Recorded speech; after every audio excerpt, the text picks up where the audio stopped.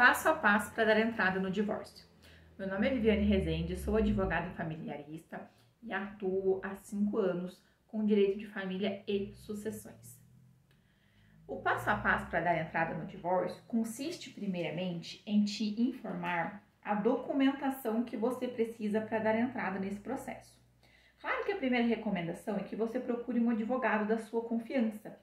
Isso porque esse advogado vai te orientar, vai passar a documentação necessária e vai alinhar com você as estratégias, inclusive a possibilidade de você fazer algum tipo de acordo, para ser um divórcio consensual. Não sendo possível um divórcio consensual, ele irá solicitar então as demais informações para que seja então protocolada uma ação que a gente chama de divórcio litigioso, um litígio, quando não há um consenso, há discordância entre um ou todos os tópicos dessa questão do divórcio. Como documento básico, a gente solicita que você leve na primeira consulta o seguinte: seus documentos pessoais, RG, CPF, comprovante de residência, o seu comprovante de renda. Sim, o comprovante de renda ele é importante para que você possa comprovar a sua capacidade financeira, para saber se vai ser o caso de solicitar um pedido de justiça gratuita ou se você vai ter que pagar as custas desse processo, tá? Fora esses documentos básicos pessoais em caso de divórcio, é preciso analisar outras situações, como por exemplo, a certidão atualizada de casamento. Para dar entrada no divórcio, é preciso que essa certidão esteja atualizada nos últimos 30 a 90 dias no máximo. Isso porque, para comprovar se anteriormente não houve nenhum tipo de averbação, seja de alteração de regime de bens, seja de um outro divórcio, vai que você está divorciada e não está se lembrando, não está sabendo, assinou algum documento ali, não se recorda, não sabe o que assinou. Então, por isso é importante a gente analisar a sua certidão de casamento atualizada. Fora esses documentos básicos, a gente vai analisar o seguinte: há bens a serem partilhados? Se sim, a gente vai analisar então a documentação desses bens, o estado desse bem. Os bens que estão devidamente regularizados, eles entram na partilha dentro do mesmo processo, se for da vontade das partes, podendo também esse procedimento ser separado, uma ação somente para divórcio, uma ação somente para partilha de bens e uma ação somente para decidir as questões relacionadas aos filhos menores de idade ou incapazes, se houver. Então, para divórcio, o documento básico é esse: documentos pessoais da parte, certidão de casamento atualizada, comprovante de renda e de endereço. Temos bens a partilhar, temos um apartamento.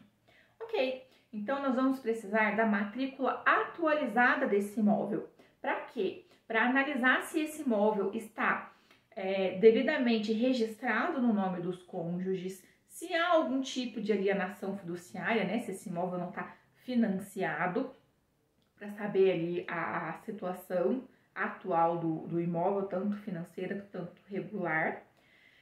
E também para analisar em nome de quem esse imóvel se encontra, a data em que ele foi adquirido, se foi na constância do casamento, se foi antes, se houve algum tipo de subrogação, quando um dos cônjuges já tinha um bem antes do casamento, ele vende e coloca esse dinheiro no novo bem adquirido na constância do casamento. Isso seria a subrogação. É possível colocar esse tipo de cláusula quando você vai comprar um imóvel e informar ao tabelião: olha, em um caso de subrogação, eu tinha um imóvel X, vendi e estou aplicando dinheiro na aquisição desse imóvel aqui, Então, você explica lá para o tabelião essa questão também.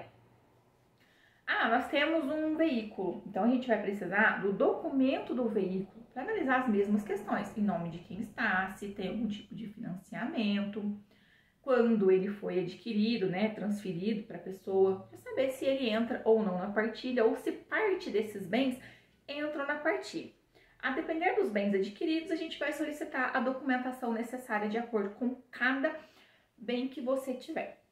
Nós temos filhos menores de idade, então podemos também, dentro da mesma ação, solucionar as questões relativas a esses filhos, como pensão alimentícia, regulamentação de guarda, que pode ser unilateral ou compartilhada. A guarda alternada aqui no Brasil, ela não é muito bem aceita, né? Em alguns casos em que ela é aceita, ainda tem a pensão alimentícia fixada, tá? Guarda alternada não significa que não haverá pensão alimentícia. Até porque a criança tem gastos fixos, né? Como, por exemplo, mensalidade escolar, mensalidade de alguma atividade extracurricular, medicamento, plano de saúde, algumas questões que independe da casa onde ele está residindo, né? Uma despesa fixa da criança. Então, vai ser analisada também a guarda, né? Guarda, alimentos e visitas, que erroneamente é chamado de visitas, eu prefiro utilizar o termo de convivência, né? A convivência com os pais, né? Os genitores. Então, essas são as questões para dar entrada no seu divórcio, né? A gente conversa com cada cliente, estabelece cada tópico, qual é o desejo do cliente, por quê e se aquilo é possível. A gente orienta a possibilidade de cada pedido, tá joia? E por que a gente recomenda que cada um esteja com o seu advogado, se for o caso de acordo?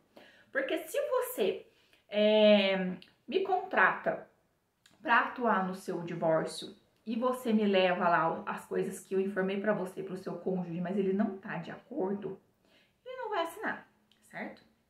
Porém, caso ele concorde e assine, ele vai ficar se perguntando, será que eu realmente tive ali todos os meus direitos corretos, explicados para mim? Será que eu não deveria ter contratado um advogado para poder me explicar quais eram os meus direitos em relação à partilha, se estava tudo certo, se eu fui prejudicado ou não?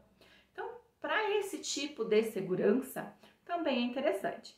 O outro fator, principalmente quando há questão de alimentos, caso você contrate o mesmo advogado para as duas partes, é o seguinte: se houver qualquer descumprimento no pagamento da pensão alimentícia ou de outra situação que for regulada, esse advogado que atuou para as duas partes, ele não pode depois atuar somente para uma delas, né? O que ele pode fazer é tentar entrar em consenso, conversar com vocês e estabelecer um novo acordo, advogando novamente para os dois, tá bom?